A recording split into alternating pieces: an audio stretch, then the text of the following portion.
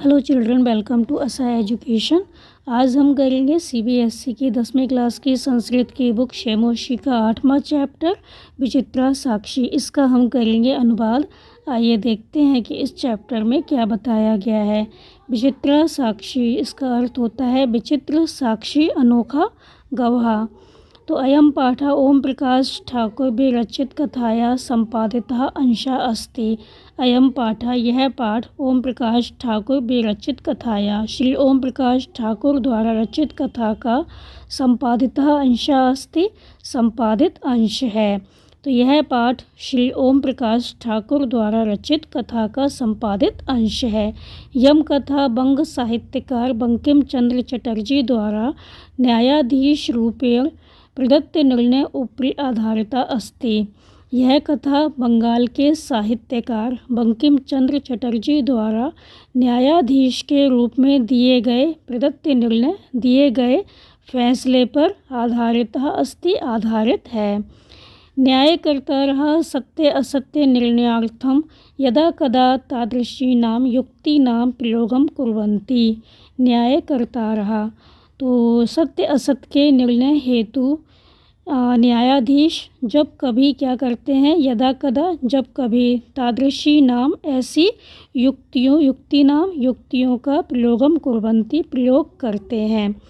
न्यायकर्तारा, न्यायाधीश सत्य असत्य के निर्णय हेतु जब कभी ऐसी युक्तियों का प्रयोग करते हैं। या भी प्रमाणम बिना अपि न्यायः स्यात्, जिससे साक्ष्य के अभाव में भी न्याय हो सके। कोई गवाह नहीं है फिर भी न्याय हो सके। अस्याम कथायाम अपि न्यायाधीशेन तथ एव मार्गः आचरितः। इस कथा में भी न्यायाधीश के द्वारा तथ एव मार्ग, ऐसे ही मार्ग का आचरितः अनुसरण किया गया है। तो यहाँ तक क्या बताया गया कि यह पाठ श्री ओम प्रकाश ठाकुर द्वारा रचित कथा का संपादित अंश है। यह कथा बंगाल के साहित्यकार बंकिम चंद्र चटर्जी द्वारा न्यायाधीश के रूप में दिए गए फैसले पर आधारित है। सत्य असत्य के निर्णय हेतु न्यायाधीश जब कभी ऐसी युक्तियों का प्रयोग करते हैं जिससे साक्ष्य के अभाव में भी न्याय हो सके। इस कथा में भी न्यायाधीश के द्वारा ऐसे ही मार्ग का अनुसरण किया गया है। कश्चन निर्धनो जनः भूरि परिश्रम्य किंचित वित्तम उपार्जितवान्। कश्चन निर्धनो जनः, किसी गरीब व्यक्ति ने भूरि परिश्रम, बहुत परिश्रम करके, किंचित वित्तम उपार्जितवान्, कुछ धन कमाया। किसी गरीब व्यक्ति ने बहुत परिश्रम करके कुछ धन कमाया।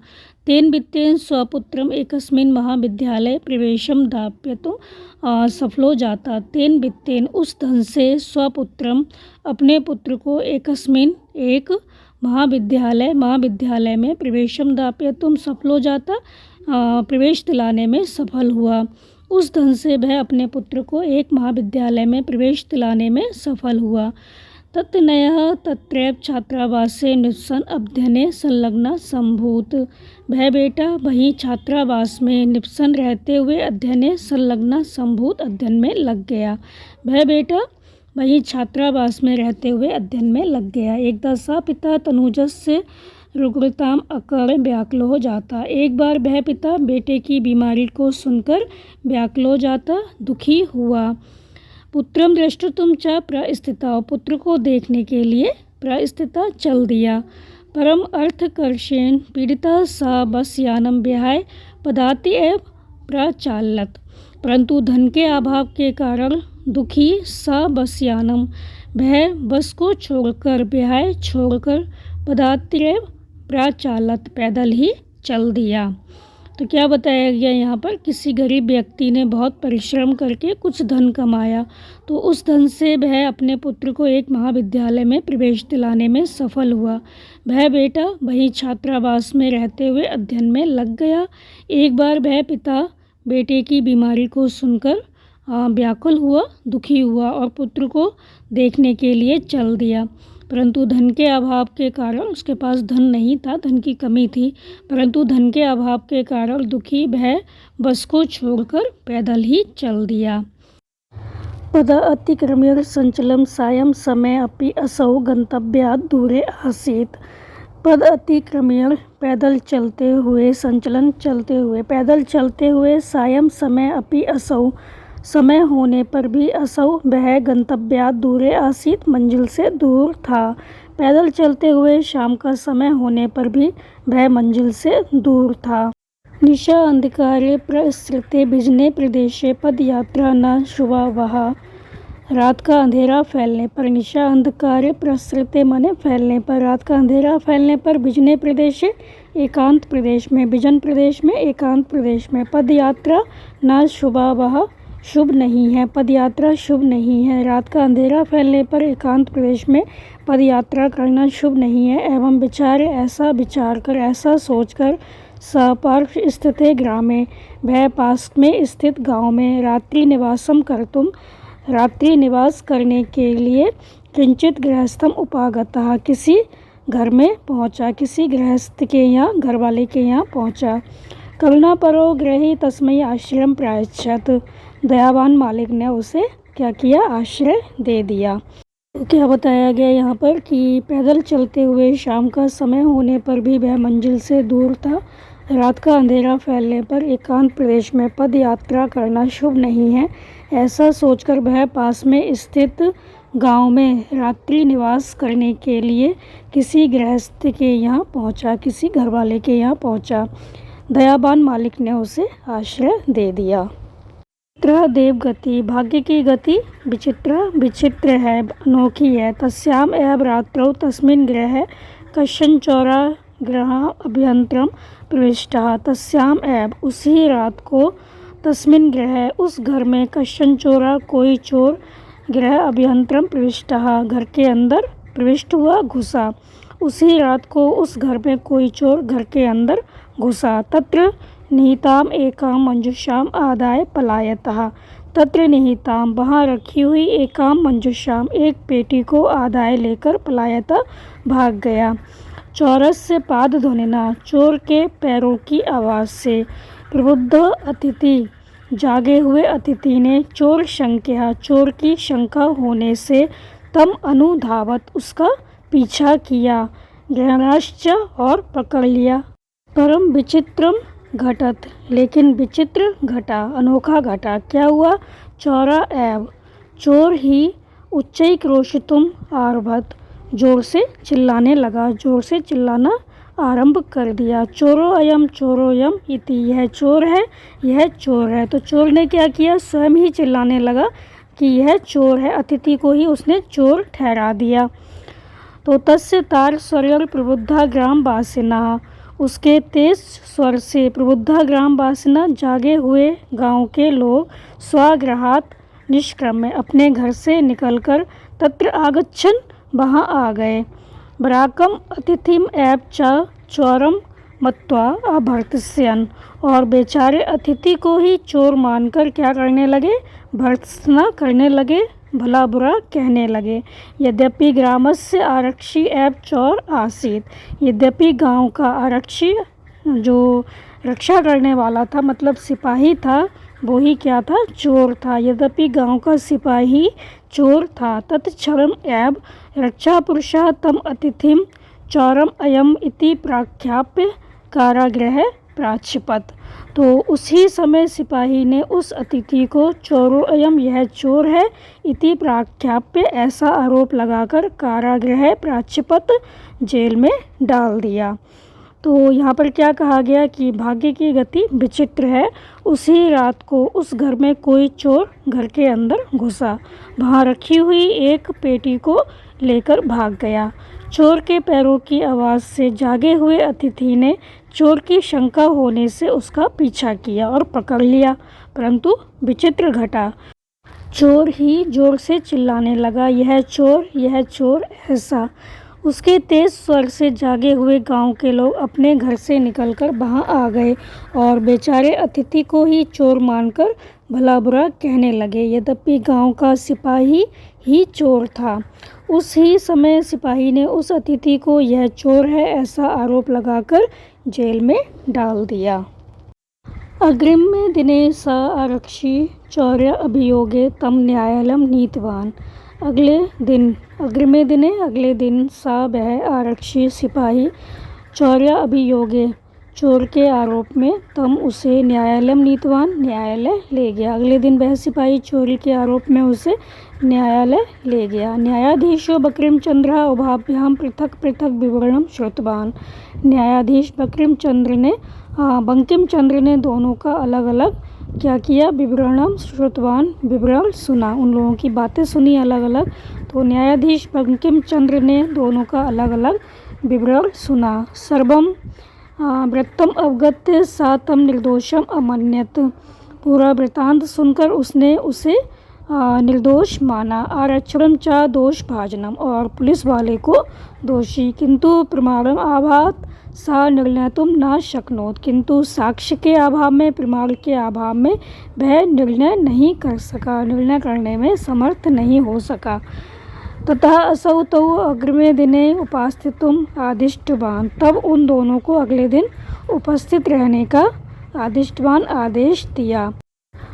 अन्य अद्यौ तौ न्यायालय स्वस्वपक्षम पुनः स्थापित बंतौ। अन्य अद्यौ दूसरे दिन उन दोनों ने न्यायालय में स्व अपना अपना पक्षम पुनः अपना जो पक्ष था स्थापित बंतो फिर से रखा। तो दूसरे दिन उन दोनों ने न्यायालय में अपना अपना पक्ष फिर से रखा। तदैव कश्चित् तत्र त्रयः कर्मचारी समागत निवेदयत्। तब क्या हुआ, तभी वहाँ किसी कर्मचारी ने आकर क्या किया, निवेदन किया। यत् कि इतः क्रोशद्वय अंतराले कश्चित् जनः केनापि हतः, कि यहाँ से 2 कोस के मध्य कोई व्यक्ति किसी के द्वारा मारा गया है। तो जो कर्मचारी थे उन्होंने आकर बताया कि यहाँ से 2 कोस के मध्य कोई व्यक्ति किसी के द्वारा मारा गया है। तस्य मृत शरीरम राजमार्गम निक्षः वर्तते। उसका मृत शरीर राजमार्ग के निक्षा पास में वर्तते है। उसका मृत शरीर राजमार्ग के पास में है। आदेश्यताम किम करणीयम इति। आदेश दें कि क्या करना चाहिए। न्यायाधीशा आरक्षणम अभियुक्तम च तम शवम न्यायालय आनेतुम आदिष्टवान। तो न्यायाधीश ने आरक्षणम सिपाही और अभियुक्तम आरोपी को तम शवम उस शव को न्यायालय आनेतुम न्यायालय में लाने का आदिष्टवान आदेश दिया। तो क्या हुआ, अगले दिन वह सिपाही चोरी के आरोप में उसे न्यायालय ले गया। न्यायाधीश बंकिमचंद्र ने दोनों का अलग अलग विवरण सुना। पूरा वृत्तांत सुनकर उसने उसे निर्दोष माना, मतलब जो अतिथि था उसको निर्दोष माना और पुलिस वाले को दोषी। किंतु साक्ष्य के अभाव में, कोई गवाह नहीं था, तो क्या हुआ, परंतु साक्ष्य के अभाव में वह निर्णय नहीं कर सका। तब उन दोनों को अगले दिन उपस्थित रहने का आदेश दिया। दूसरे दिन उन दोनों ने न्यायालय में अपना अपना पक्ष फिर से रखा। तभी वहाँ किसी कर्मचारी ने आकर निवेदन किया कि यहाँ से 2 कोस के मध्य कोई व्यक्ति किसी के द्वारा मारा गया है। उसका मृत शरीर राजमार्ग के पास है। आदेश दें कि क्या करना चाहिए। न्यायाधीश ने सिपाही और आरोपी को उसका शव न्यायालय में लाने का आदेश दिया। आदेशम प्राप्य उभौ प्रचलताम। आदेशम प्राप्य, आदेश प्राप्त करके, उभौ प्रचलताम, दोनों चल दिए। आदेश प्राप्त करके दोनों चल दिए। तत्र उपेत्य काष्ठपटले निहितं पट आच्छादितं देहं स्कंधेन वहन्तौ न्यायाधिकरणं प्रति प्रस्थितौ।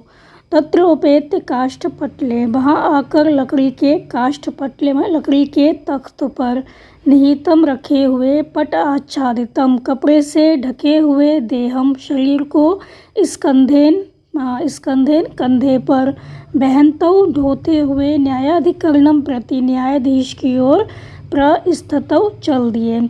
तो वहाँ आकर लकड़ी के तख्त पर रखे हुए, कपड़े से ढके हुए, शरीर को कंधे पर ढोते हुए न्यायाधीश की ओर चल दिए। आरक्षी सुपुष्ट देह आसीत। आरक्षी पुष्ट देह वाला था, सिपाही पुष्ट शरीर वाला था।